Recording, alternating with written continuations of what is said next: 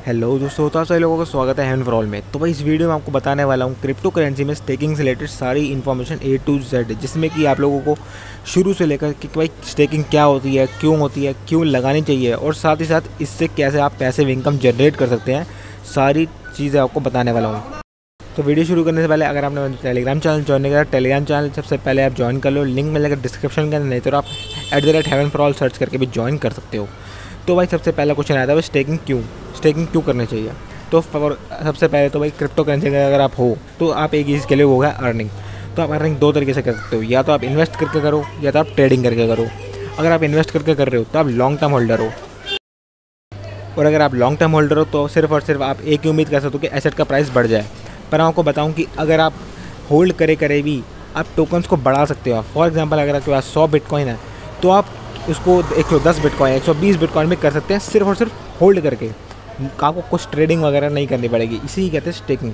Staking में क्या होता है, हम अपने एसेट्स को एक पूल के अंदर, एक कॉन्ट्रैक्ट के अंदर लॉक कर देते हैं ताकि हमें एक इंटरेस्ट पे वो कॉइन्स मिलते रहें। स्टेकिंग के रिवॉर्ड्स मिलते क्यों हैं, ये पूरा एक अलग वीडियो का टॉपिक बन जाता है जिसका नाम है प्रूफ ऑफ स्टेक, जो कि किसी नेक्स्ट वीडियो में बताऊंगा। फर्स्ट तो आप ये समझ लीजिए कि दो तरीके की स्टेकिंग होती है। नॉर्मल स्टेकिंग, जिसमें कि हमें अपने टोकन्स को होल्ड करना होता है एक पूल में किसी एक टाइम पीरियड के लिए, जिसके बाद हमें एक इंटरेस्ट मिलता है। फॉर एग्जांपल सबसे पहले तो एक ही चीज़ बता दूं कि बाइनेंस पे आप डायरेक्टली भी स्टेकिंग कर सकते हैं, बट इस पर परसेंटेज कम होता है। बट जो लोग बाइनेंस पे स्टेकिंग करना चाहते हैं उनके लिए मैं बताता हूँ कैसे। जैसे आप यहाँ पे देख सकते हैं फाइनेंस वाले ऑप्शन है, कितनी सारी चीज़ें ऑप्शन मिल रहा है। सेविंग्स का ऑप्शन मिल रहा है, BNB वॉल्ट का ऑप्शन मिल रहा है, और भी कई सारे ऑप्शन मिल रहे हैं। यहाँ पे आप देख सकते हो, इस पर क्लिक करके एक कहता है फ्लेक्सिबल स्टेकिंग, एक कहता है लॉक्ड स्टेकिंग। सेविंग्स के ऑप्शन में आपको कुछ कॉइन्स मिल जाएंगे जैसे TKO वगैरह। यहाँ पे आपको स्टेकिंग के ऑप्शन में कुछ कॉइन्स मिल जाएंगे जैसे LPT हो गया, ADO हो गया, KSM हो गया। यहाँ पे आप परसेंटेज देख सकते हो और यहाँ पे टाइम पीरियड देख सकते हो। अगर आप 15 डेज़ के लिए यहाँ पे स्टेक करते हो तो आपका यहाँ पे जो कॉइन्स होंगे वो 15 दिन के लिए बाइनेंस पे लॉक्ड हो जाएंगे। 15 दिन तक आप इसको सेल या बाय नहीं कर सकते उस कॉइन से। सिंपल। अब अगर आप कुछ ज़्यादा डेज़ के लिए करना चाहते हो, ज़्यादा डेज़ के लिए भी कर सकते हो। DeFi स्टेकिंग की बात क्या आ जाती है, DeFi स्टेकिंग की बात ये आ जाती है कि जो DeFi स्टेकिंग है ये स्वैप्स की तरह प्रोवाइडेड होती है। मतलब कि ये सिर्फ बाइनेंस आपको एक प्लेटफॉर्म दे रहा है स्टेक करने के लिए, बट ओरिजिनली ये स्टेक होगा कहाँ पे, ये होगा डिसेंट्रलाइज्ड फाइनेंस पे ही स्टेक होगा। और यहाँ पे आप देख सकते हो कि USDT, BUSD जैसे स्टेबल कॉइन्स का भी स्टेकिंग ऑप्शन मिल रहा है आपको। मतलब कि भाई आप USDT खरीद के उसमें जिसमें कि ज़ीरो रिस्क है नीचे गिर जाने का, केवल USDT BUSD जैसे स्टेबल कॉइन्स तो कभी नीचे गिर ही नहीं सकते। $1 पैक डेमो एकदम, उसको भी आपको स्टेक करने का ऑप्शन मिल रहा है और उसमें भी आप इंटरेस्ट अर्न कर सकते हो, जो कि स्टिल मच बेटर है किसी बैंक के द्वारा प्रोवाइडेड इंटरेस्ट से। और उससे भी बढ़िया बात यहाँ पे फ्लेक्सिबल लॉकिंग है। तो इसमें मैं आपको बताता हूँ सबसे बड़ा फ़ायदा क्या है। फॉर एग्जांपल आपने किसी कॉइन में इन्वेस्ट कर रखा है, वो अपनी पीक पे चला गया, आपने USDT में सेल कर दिया। अब USDT आपके खाली पड़े रहेंगे, आप वेट करते रहोगे तो भाई तब तक तो वो खाली पड़े रहे ना, उसमें कुछ फ़ायदा नहीं हुआ। तब तक यहाँ पे स्टेक कर दो तो USDT भी आपको बढ़ जाएंगे, और जब कॉइन जब आपका डिप में आएगा तो आप अगेन बाय कर लेना। नेक्स्ट आ जाता है BNB वॉल्ट। BNB वॉल्ट सबसे सिक्योर्ड BNB स्टेकिंग करने की जगह है, जहाँ पे आप BNB स्टेक कर सकते हो अगर आप BNB होल्डर हो तो। और यहाँ पे आपको क्या होगा, ये BNB वॉल्ट ऑटोमेटिकली कुछ परसेंटेज उसका जो आपका स्टेक अमाउंट होगा सेविंग्स में लगा देगा, कुछ अमाउंट आपका सेफ लॉन्च पूल वाले रिवॉर्ड्स में लगा देगा। तो आपको सारी जगह से थोड़े रिवॉर्ड मिलते रहेंगे। बट यहाँ पे परसेंटेज बहुत कम है, 5.2% ही कुछ है। बट यहाँ पे सबसे सेफेस्ट BNB स्टेक करने की जगह यही है। अब मैं बताता हूँ DeFi स्टेकिंग के बारे में, जो कि टोटली डिसेंट्रलाइज्ड फाइनेंस पे यानी कि किसी भी स्वैप्स पे एग्जिस्ट करती है। तो इसमें आपको बताऊँगा पैनकेक स्वैप पे स्टेकिंग के बारे में। सारे जो स्वैप्स हैं उन सब पे अपनी अपनी स्टेकिंग ज़रूर होती है, सबका बिल्कुल सेम प्रोसेस होता है। मैं आपको एंड की वीडियो में बता दूँगा कि क्या क्या सिमिलैरिटीज़ होती हैं। तो सबसे पहले तो भाई आपको पैनकेक स्वैप में आ जाना है, अपना वॉलेट कनेक्ट कर लेना है। वॉलेट कनेक्ट करते ही यहाँ पर आपको दो ऑप्शन मिलेंगे मेन्यू बार में, फार्म्स एंड पूल्स। फार्म्स होते हैं लिक्विडिटी स्टेकिंग, जो कि आपको कुछ देर बाद बताऊँगा वीडियो में। अभी बताता हूँ पूल्स के बारे में। पूल्स में आप जैसे ही क्लिक करेंगे यहाँ पे आपको कितने सारे ऑप्शंस देखने को मिल जाएंगे, जिसमें कि आपको केक स्टेक करना होगा और आपको रिवॉर्ड में कोई और टोकन मिलेगा।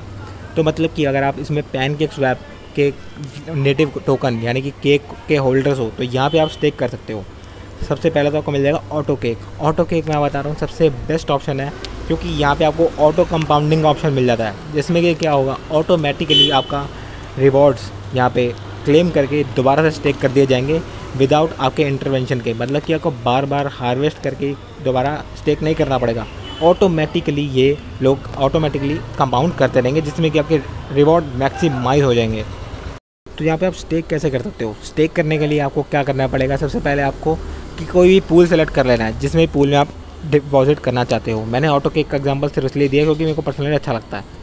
बाकी आप किसी में भी कर सकते हो, आप किसी कोई और टोकन भी अर्न कर सकते हो, बॉन्डली अर्न कर सकते हो, या फिर जितने भी आप और भी मैंशनड है जिसमें परसेंटेज यानी कि APR बहुत ज़्यादा है, जिसमें कि आपको रिटर्न ज़्यादा मिलेंगे, आप उसमें भी कर सकते हो। बट उसमें आपको टोकन वो वाला मिलेगा जो कि मैंशनड होगा। सबसे पहले सेलेक्ट कर लेना पूल को। पूल सेलेक्ट करने के बाद आपको एनेबल करना पड़ेगा पूल को, उसमें आपको थोड़ी सी फीस लगेगी। एनेबल करने के बाद जैसे प्लस का आइकन दिख रहा है, प्लस के आइकन पे क्लिक करेंगे तो वहाँ से आपका हो जाएगा स्टेक, मतलब कि आप कितने परसेंटेज आप स्टेक करना चाहते हो। और यहाँ साथ में बटन दिख रहा है माइनस का मतलब अनस्टेक, मतलब कि वहाँ से आप अनस्टेक करना चाहते हो। तो यहाँ तक की बात होगी नॉर्मल स्टेकिंग की, जिसमें कि एक ही टोकन आपको स्टेक करना होता है। अब मेन बात करते हैं लिक्विडिटी स्टेकिंग, जिसमें कि सबसे ज़्यादा रिवॉर्ड्स होते हैं और डबल टाइप्स ऑफ रिवॉर्ड्स होते हैं, और जिसमें कि आपको लिक्विडिटी प्रोवाइड करके स्टेक करना होता है। सबसे पहले तो समझना पड़ेगा लिक्विडिटी क्या होती है। फॉर एग्जांपल लिक्विडिटी में कुछ नहीं होता, एक पूल होता है जिसमें कि 2 या 2 से ज़्यादा एसेट्स को लॉक कर दिया जाता है एक कॉन्ट्रैक्ट में लिक्विडिटी प्रोवाइडर्स के द्वारा, ताकि उस पूल से जो बाकी यूज़र हैं, नॉर्मल यूज़र्स हैं, वो स्वैप कर पाएँ। और स्वैप में जो फ़ी मिलती है लिक्विडिटी पूल को, उस पूल को जो फ़ी मिली वो सारे प्रोवाइडर्स में इक्वली डिस्ट्रीब्यूट कर दी जाती है, और वही उनका प्रॉफिट होता है। फॉर एग्जांपल के तौर पर बता रहा हूँ पूल का कैसे यूज़ होता है। अगर मुझे पैनकेक स्वैप को यानी कि केक टोकन को USDT में स्वैप करना है पैनकेक स्वैप का यूज़ करते हुए, तो मैं क्या करूँगा? सिंपल, कोई भी यूज़र होगा तो या तो वो बाइनेंस में जाकर एक्सचेंज कर लेगा, वरना अगर आपको DeFi यूज़ करना है तो क्या होगा, 2 एसेट्स को 50-50 रेशो में आप डिपॉजिट करते हैं। फॉर एग्जांपल अगर हम केक और USDT के लिक्विडिटी प्रोवाइडर हैं तो मुझे 50% केक और 50% USDT एक पूल के अंदर लॉक करना पड़ेगा। तो जब भी कोई बंदा स्वैप करना चाहता है, अगर उसको केक से USDT करना है तो क्या करेगा, पूल के अंदर केक डाल देगा और उसमें से इक्विवेलेंट वैल्यू के USDT उसको मिल जाएंगे। इसी पूरा डिसेंट्रलाइज्ड फाइनेंस इसी पे टिका हुआ है, यानी कि लिक्विडिटी प्रोवाइडर्स ही रूट है किसी भी DeFi का। इसे बहुत ज़्यादा कॉम्प्लेक्स करने की कोई ज़रूरत नहीं है। इसे आप बहुत ज़्यादा सिंपल एग्जांपल से बताता हूँ। एक बकेट है, बकेट के अंदर 2 तरीके की बॉल्स हैं, एक रेड बॉल्स है और एक ब्लू बॉल्स है। अगर आपको ब्लू बॉल चाहिए तो आपको रेड बॉल उस बकेट के अंदर डिपॉजिट करनी पड़ेगी। फॉर एग्जांपल अगर आपको एक ब्लू बॉल चाहिए तो आपको एक रेड बॉल आपको डिपॉजिट करनी पड़ेगी उस पूल के अंदर। सिंपल ऐसे ही स्वैप्स वर्क करते हैं। अब मेन बात ये है कि लिक्विडिटी प्रोवाइड कैसे करें उनको, और LP टोकन जो मिलेंगे उसको स्टेक कैसे करें और रिवॉर्ड कैसे जनरेट करें। सबसे पहले पैनकेक स्वैप पे आ जाते हैं लिक्विडिटी ऐड करने के लिए। मैं यहाँ पे पैनकेक स्वैप बार इसलिए यूज़ कर रहा हूँ क्योंकि मैं पर्सनली यही यूज़ करता हूँ और सबसे ज़्यादा ट्रस्टेड स्वैप यही है। बाकी सारे स्वैप से जितने भी हैं, जैसे कि एप स्वैप हो गया, जुल स्वैप हो गया, सब पे सिमिलर वे में ही लिक्विडिटी ऐड होती है। 2 ऑप्शन दिख रहे हैं, स्वैप और लिक्विडिटी पे क्लिक करने के बाद ऐड लिक्विडिटी का बटन दिख रहा है। 2 एसेट सेलेक्ट करने का ऑप्शन आ गया। आप फर्स्ट में सेलेक्ट करते हैं BNB, सेकंड में सेलेक्ट कर लेता हूँ BUSD, यानी कि मुझे BNB और BUSD की लिक्विडिटी लगानी है, जिसमें कि मुझे 50-50% दोनों के देने होंगे। अगर मैं यहाँ पे मैक्स कर लेता हूँ BNB, यानी कि 3.9 BUSD देने होंगे, और 3.9 BUSD की वैल्यू के ही ये BNB हैं, मतलब कि टोटल मिला के अराउंड होगी 8 BUSD की लिक्विडिटी। अब मैं यहाँ पे सप्लाई पे क्लिक करूँगा तो ये लिक्विडिटी सप्लाई हो जाएगी। यहाँ पे आपको क्या मिल रहा है आप देख सकते हैं। इतनी लिक्विडिटी प्रोवाइड करने के बाद आप 0.01% से भी कम के शेयर होल्डर हो जाएंगे उस पूल के। मैं सप्लाई करके दिखाता हूँ कितने एग्जैक्ट वैल्यू है इसकी। सिंपल, आपने जो भी एसेट आपको अच्छा लग रहा हो, ये BNB BUSD एग्जांपल दे रहा हूँ, जिस पूल में आपको डिपॉजिट करना है वही वाला पूल आपको देना होगा। यहाँ पे आप देख सकते हो। अब रिवॉर्ड की बात आती है। फर्स्ट रिवॉर्ड मैं आपको बताया था, डबल रिवॉर्ड होते हैं। फर्स्ट रिवॉर्ड की बात करते हैं। जब आप यहाँ पे लिक्विडिटी ऐड करेंगे तो आपको सारे ट्रेड जितने भी इस पेयर के अंदर होंगे उसका 0.17% का इंटरेस्ट मिलेगा। इसी लिक्विडिटी के अंदर आपको एडिशनल नहीं मिलेगा। फॉर एग्जांपल यहाँ पे BNB और BUSD के पेयर में पैनकेक स्वैप पे यहाँ पे एक दिन में $1 लाख का ट्रेड हुआ, तो उसका फ़ी कितनी जनरेट हो गई, 0.17% के आसपास, उतना आप लगा लेना। और जितना भी 0.17% की फ़ी जनरेट हुई वो सारे के सारे पूल होल्डर्स के बीच में उनके शेयर के अकॉर्डिंग यहाँ पे डिस्ट्रीब्यूट हो जाएगा। फॉर एग्जांपल अगर यहाँ पे टोटल मिला के $10,000 की फ़ी जनरेट हुई और आप पूल के होल्डर 50%, तो $5,000 आपको मिल जाएंगे। कैसे मिल जाएंगे? जब आप लिक्विडिटी हटाएंगे उस टाइम पे आपको दिख जाएगा कि आपके इतने रिवॉर्ड उसके अंदर ऑटोमेटिकली ऐड हो चुके हैं। अब सिंपल आपको यहाँ पर सप्लाई पे क्लिक करना है। सप्लाई पे क्लिक करने के बाद यहाँ पे आपको दिख जाएगा कितने आपको एलपी टोकन मिल रहे हैं और एग्जैक्टली आप कितने शेयर का होल्डर हैं। और इस एलपी टोकन यूज़ बताता हूँ मैं क्या होता है। यहाँ पे आप देख सकते हैं, जैसे आप सप्लाई पे क्लिक करेंगे, सप्लाई पे क्लिक करने के बाद आपको यहाँ पे दिख रहा है you will receive 0.191564 BNB BUSD pool tokens, मतलब कि मुझे इतने एलपी टोकन्स मिलेंगे जो कि मैं एडिशनली सेकंड चीज़ के लिए स्टेक कर पाऊँगा, सेकंड रिवॉर्ड्स के लिए। फर्स्ट रिवॉर्ड तो हो गया 0.17% वाला। और यहाँ पे आप देख सकते हो कि शेयर ऑफ पूल कितना है, 0.0000 कितना करके, मतलब कितना बड़ा पूल है, कितना कि मतलब $8 तो कुछ भी नहीं है इसके मामले में। अब ये बात आई थी कि एलपी टोकन मिलते क्यों हैं लिक्विडिटी बनाने के बाद। एलपी टोकन सिर्फ और सिर्फ इसलिए मिलते हैं कि ये आपको एक प्रूफ दिखाते हैं कि आप इस पूल में होल्डर हैं एक। मतलब कि अगर आप कहीं भी कोई चीज़ खरीदने जाते हैं तो आपको एक रिसीट मिलती है ना कि मतलब आपने ये चीज़ खरीदी, आप इस चीज़ के ओनर हो, इस चीज़ का प्रूफ होता है। वो सेम इस चीज़ के अंदर पूल्स के अंदर होता है कि एलपी टोकन आपको इसलिए मिलते हैं कि ये आपका एक प्रूफ शो करते हैं कि आप यहाँ पे पूल होल्डर हो। अब हमें एलपी टोकन्स तो मिल गए। एलपी टोकन्स का करना क्या है, इसे आप स्टेक कर सकते हैं। स्टेक करना ही है एक तरह से समझिए, क्योंकि मेन रिवॉर्ड यही है, सेकंड टाइप्स ऑफ रिवॉर्ड्स, इसमें कि आपको बहुत ज़्यादा परसेंटेज ऑफ रिवॉर्ड मिलता है। यहाँ पे आप देख सकते हैं, शुरुआत मैंने आपको बताया था, मेन्यू पे क्लिक करके पूल्स और फार्म्स का ऑप्शन आता है। लिक्विडिटी स्टेकिंग के लिए आपको फार्म्स पे क्लिक करना है। फार्म्स पे क्लिक करने के बाद यहाँ पे आपको ऑप्शन मिल जाएगा कितने सारे फार्म्स यहाँ पे एक्टिव हैं, कि एक BNB का फार्म एक्टिव है, BNB BUSD का फार्म एक्टिव है, और भी कई सारे लिक्विडिटी वाले फार्म्स एक्टिव हैं। तो जो भी लिक्विडिटी आप यहाँ पे ऐड करोगे, फॉर एग्जांपल केक BNB की लिक्विडिटी ऐड करी है तो केक BNB वाले फार्म के अंदर ही स्टेक होगा। अगर BNB BUSD वाले में करें तो BNB BUSD वाले में होगा। यहाँ पे आप देख सकते हैं रिवॉर्ड थोड़ा कम है, सिर्फ 22% है। जितने ज़्यादा न्यू टोकन्स होंगे उसमें लिक्विडिटी कम होगी, तो उसमें रिवॉर्ड्स बहुत ज़्यादा होंगे। अब मेन बात आती है APR versus APY। APR versus APY एक बहुत बड़ा और बहुत ज़्यादा डिफरेंस आ जाता है इन दोनों चीज़ों के अंदर। APR होता है एनुअल परसेंटेज रेट, यानी कि सिंपल इंटरेस्ट रेट। इसमें कि क्या होगा, जितना परसेंटेज आपको मेंशन है ना, एग्जैक्टली उतना ही परसेंटेज आपको रिवॉर्ड मिलेगा। और दूसरा आता है APY, यानी कि एनुअल परसेंटेज यील्ड, जिसके अंदर आपका इंटरेस्ट होगा वो कंपाउंड होगा। अब मैं आपको एग्जांपल के तौर पर बताता हूँ। फॉर एग्जांपल आपने किसी पूल के अंदर जिसके अंदर 50% रिवॉर्ड मिल रहा है APR, उसमें आपने $1000 लगाए, तो 50% कितना हो गया, $500 आपको यहाँ पर रिवॉर्ड मिल जाएगा। तो आपको टोटल मिला के 1500 हो जाएगा। बहुत बढ़िया रिवॉर्ड्स है। अब सेम बात आई थी 50% APY में। 50% APY मतलब कि यहाँ पे जो रिवॉर्ड होगा वो कंपाउंड होगा मल्टीपल टाइम्स। मतलब कि अगर ये मान के चल लेते हैं, सबसे लीस्ट केस मान के चल रहे हैं कि साल में रिवॉर्ड 2 बार कंपाउंड होता है, यानी कि 50% का डिवाइड बाय 2, यानी कि 25% एवरी 6 मंथ में रिवॉर्ड मिलेगा। अब इस हिसाब से आप लगा के चलते हैं कि कितना मिलेगा रिवॉर्ड $1000 पे। सेम मान लेते हैं $1000 हमने यहाँ पे डिपॉजिट करे किसी पूल के अंदर, जो कि APY हो रहा है, मतलब कि कंपाउंड हो रहा है 2 बार। तो 25% फर्स्ट 6 मंथ में, यानी कि 250, टोटल मिला के होगा 1250। अब 1250 के ऊपर 25% एडिशनल रिवॉर्ड मिलेगा, यानी कि कितना हो जाएगा 1562, यानी कि $62 एडिशनल रिवॉर्ड मिल जाता है सिर्फ और सिर्फ इसी चीज़ से कि आपका कंपाउंडिंग होने लग जाती है सिर्फ 2 बार। अब मोस्टली जो कूपन क्या कहते हैं, मोस्टली जो पूल्स होते हैं उसके अंदर क्या होता है, कंपाउंडिंग एवरी मंथ भी होती है, एवरी 15 डेज़ भी होती है, एवरी वीक भी होती है और एवरी डे भी होती है। तो आप यहाँ पे लगा कर चल सकते हैं कि कितना ज़्यादा प्रॉफिट हो सकता है अगर आप APR की जगह APY चूज़ करें हो। तो ये मैं आपको चीज़ बतानी थी। अब ये आप ध्यान रखने के बाद ही किसी पूल के अंदर डिपॉजिट करना है, क्योंकि हो सकता है अगर आपने यहाँ पे स्टेक करके जो किसी भी APY वाले पूल पे स्टेक करके 2-3 साल भूल गए, तो आपका रिवॉर्ड इतना ज़्यादा मल्टीपल टाइम्स हो जाएगा कि आप इमेजिन भी नहीं कर सकते।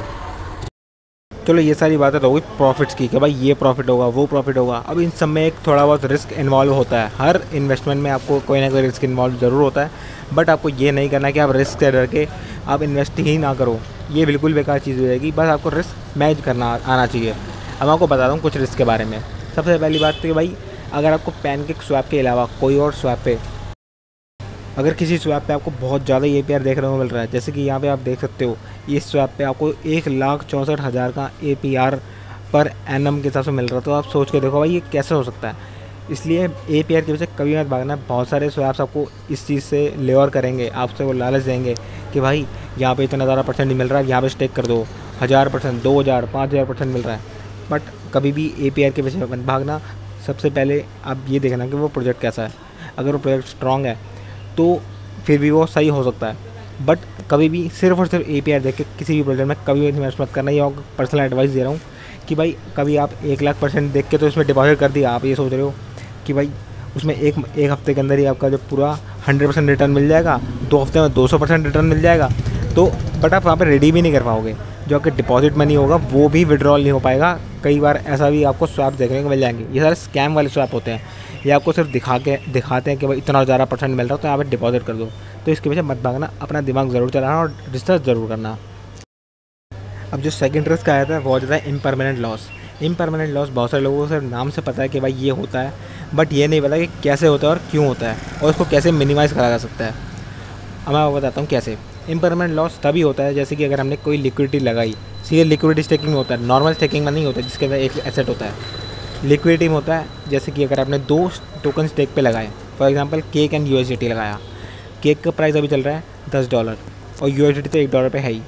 अगर केक का प्राइस बढ़ जाएगा 25% से तो इम्परमानेंट लॉस, यानी कि जब मैं लिक्विडिटी हटाऊँगा तो इस केस में अराउंड मुझे 0.5% का लॉस होगा। फॉर एग्जांपल अगर आपने केक की लिक्विडिटी 10 पे लगाई और 25% वैल्यू बढ़ गई केक की, यानी कि $12.5 हो गई। अब अपने केक की लिक्विडिटी हटा दी, 12.5 पे हटाई है 10 पे लगा के, तो क्या होगा 25% का डिफरेंस आ गया USDT और केक के बीच में। तो इस केस में मुझे 0.5% का लॉस होगा। अगर मैं लिक्विडिटी नहीं हटाता हूँ और वेट करता हूँ कि केक वापस $10 पे आ जाएगा, अगर मैं तब हटाऊँगा तो मेरे को 0% का लॉस होगा। इसलिए कहते हैं इम्परमानेंट लॉस। अगर आपने लिक्विडिटी नहीं हटाई तो आपका लॉस नहीं है। अगर आपने हटा दी जब डिफरेंस ज़्यादा है तब आपका लॉस होगा। और ये एग्जांपल मैंने इस केस में दिया है कि जिसमें कि एक स्टेबल कॉइन है और एक वेरिएबल कॉइन है। वेरिएबल कॉइन जैसे कि केक एंड स्टेबल कॉइन जैसे कि USDT ना बढ़ेगा ना घटेगा, बट केक बढ़ भी सकता है और घट भी सकता है। और ये मैंने आपको सिर्फ बढ़ने वाला एग्जांपल दिया है। अगर वो घटेगा तब भी इम्परमानेंट लॉस सेम होगा। मतलब कि अगर 25% वैल्यू जब अप जाए चाहे 25% वैल्यू डाउन जाए, आपको 5% का लॉस ज़रूर होगा ही होगा।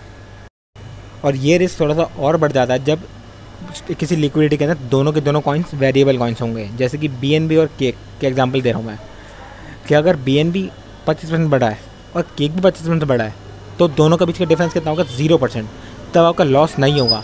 बट अगर गलती से BNB बढ़ के 25% और केक घट गया 25%, तो दोनों का डिफरेंस कितना हो गया वो आपका ऐड हो जाएगा, यानी कि 50%। मतलब कि आपका 50% के हिसाब से जितना इम्परमानेंट लॉस होगा वो आपको सहना पड़ेगा। तो जितना ज़्यादा आपका रिस्क उठाओगे, सेम बात आ जाती है कि अगर आप स्टेबल कॉइन की लिक्विडिटी लगाओगे ना, तो वहाँ पे आपको परसेंटेज ही बड़ा कम मिलेगा, APR बहुत कम मिलेगा। और जितना ज़्यादा रिस्की में लगाओगे उतना ज़्यादा APR रिवॉर्ड मिलेगा। सेम हमेशा से यही बात चली आ रही है कि जो हाई रिस्क होगा उसमें हाई रिवॉर्ड ज़रूर होगा। और जो तीसरा और सबसे खतरनाक इसके अंदर रिस्क आ जाता है वो आ जाता है फ्लैश लोन अटैक्स का, जिसमें ये क्या होता है, जो हैकर होता है फ्लैश लोन लेके पूरी लिक्विडिटी गायब कर देता है एक लिक्विडिटी पूल में से। जैसे कि 2 एसेट होते हैं, उसमें से एक एसेट पूरा निकाल लेगा और एक एसेट पूरा छोड़ देगा। तो क्या होगा आप सोच सकते हो इस केस में जो लिक्विडिटी प्रोवाइडर्स होंगे उनको कितना गंदा लॉस होगा, क्योंकि इसमें 2 एसेट्स के बीच की वैल्यू का डिफरेंस बहुत ज़्यादा ही बढ़ जाएगा, बहुत ज़्यादा ही बढ़ जाता है। जैसे कि बनी कॉइन $150 से सीधा $1 तक पे गिर गया था, इतना ज़्यादा डिफरेंस आ गया था। तो आप सोच के देखो कितना ज़्यादा इम्परमानेंट लॉस हुआ होगा अगर उन लोगों ने लिक्विडिटी हटा दी होगी तो। और आप फोर्थ रिस्क की बात कर ले रहे हैं जो कि है रग पुल, और ये रिस्क उसी के साथ एसोसिएटेड है जो कि मैंने आपको शुरू में बताया था, हाई APR देख के जो लोग लालच में आ जाते हैं। अगर आप हाई APR देख के 1 लाख APR 2 लाख APR देख के किसी भी वगैरह स्वैप पे आप लिक्विडिटी लगा देते हो, स्टेक कर देते हो, तो सबसे बड़ी बात है इसमें यह आ जाती है कि जो सबसे उसका क्रिएटर है सबसे ज़्यादा लिक्विडिटी उसके पास होती है। अगर उसने अपनी सारी लिक्विडिटी निकाल ली ना तो इसे हो जाता है रग पुल। या तो उसमें सारी लिक्विडिटी निकाल लेगा जो क्रिएटर होगा, या फिर ऐसा करेगा अगर आपने उनका नेटिव कॉइन ले रखा है, जो भी एरेगर स्वैप का आपने नेटिव कॉइन ले रखा है, वो सारा का सारा लिक्विडिटी में डंप कर देंगे और आके सिर्फ बचेगा उसका नकली शिट कॉइन, जिसका आप कुछ भी नहीं कर पाओगे। ना आपके पास लिक्विडिटी बचेगी ना आपके एसेट बचेंगे, आपका कंप्लीट लॉस हो जाएगा।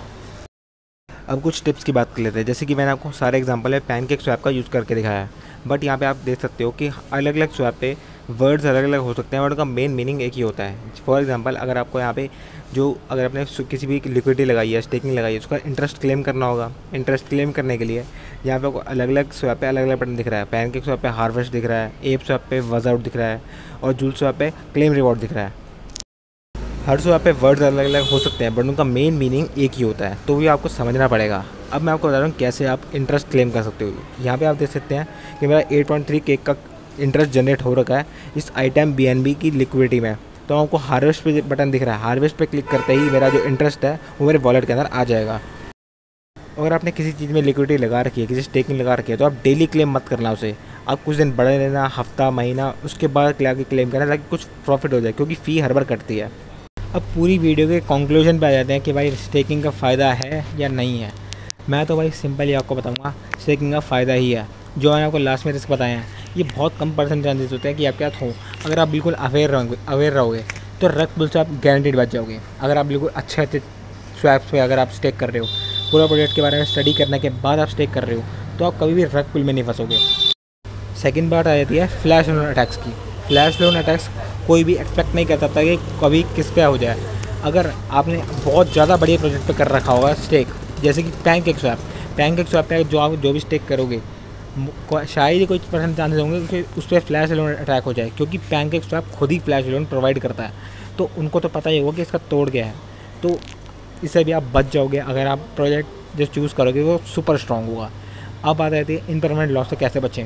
इम्परमानेंट लॉस से बचने का ये तरीका है, इसे आप मिनिमाइज इस तरीके से कर सकते हैं कि अगर आप लिक्विडिटी किसी भी टोकन पे लगाओगे, जब वो उसका प्राइस मिनिमम होगा, तो आपका जो इम्परमानेंट लॉस होगा वो मिनिमाइज हो जाएगा। फॉर एग्जांपल, अगर आपको केक और BNB की या केक और BUSD की स्टेकिंग लगानी है, तो आप इस टाइम लगा सकते हो, क्योंकि केक की वैल्यू बहुत ज़्यादा कम चल रही है। प्लस इम्परमानेंट लॉस बिल्कुल भी इस चीज़ में अफेक्ट नहीं करता, क्योंकि अगर आपका 0.5% का लॉस हो रहा है और आपको जो स्टेकिंग का रिवॉर्ड है वो 5% दे रहा है, तो स्टिल आप 4.5% के प्रॉफिट के अंदर ही होगे। अगर आप ये 0.5% के इम्परमानेंट लॉस से डर के 5% का प्रॉफिट छोड़ दो, तो ये तो कोई समझदारी वाली बात नहीं होगी। मोस्टली जो भी पूल्स होते हैं उनका APR इतना हाई ज़रूर होता है कि वो आपका जो इम्परमानेंट लॉस होगा वो ज़रूर से ज़रूर रिकवर कर देंगे। सो ये सारी चीज़ें अगर आप ध्यान में रखोगे तो आप अपने लॉस को मिनिमाइज़ कर सकते हो, सारे के सारे जो भी रिस्क हैं उनको मिनिमाइज़ कर सकते हो और अपने प्रॉफिट को मैक्सिमाइज़ कर सकते हो इन टर्म्स ऑफ कि अगर आप लिक्विडिटी स्टेकिंग लगाते हो तो। अगर फिर भी आपको लिक्विडिटी स्टेकिंग लगाने से कुछ दिक्कत होती है, जबकि इसके बाद कुछ दिक्कत होनी नहीं चाहिए, यहाँ को सारी चीज़ें बता दें कि लिक्विडिटी कैसे लगाएं, क्या रिस्क है, क्या प्रॉफिट है, सब कुछ। इसलिए अगर आपको कोई डाउट हो तो आप नॉर्मल स्टेकिंग लगा सकते हो, जिसके अंदर सिर्फ और सिर्फ एक टोकन आपको स्टेक करना होता है। जैसे कि केक टोकन का स्टेकिंग होती है वो आपको पैनकेक स्वैप पे मिल जाएगी। जूल स्वैप के टोकन की स्टेकिंग आपको जूल स्वैप पे मिल जाएगी। एप स्वैप के जनरेटेड टोकन है जो कि बनाना है, उसकी स्टेकिंग आपको एप स्वैप पे मिल जाएगी। और एक और बात आपको ध्यान में रखनी है कि भाई हर टोकन की स्टेकिंग अवेलेबल नहीं होती। बहुत सारे टोकन होते हैं जिनकी स्टेकिंग अवेलेबल होती ही नहीं, किसी भी स्वैप पे अवेलेबल नहीं होती, बट फिर भी आपको कोई वेबसाइट मिल जाएगी कि उस पर उसकी स्टेकिंग चल रही है।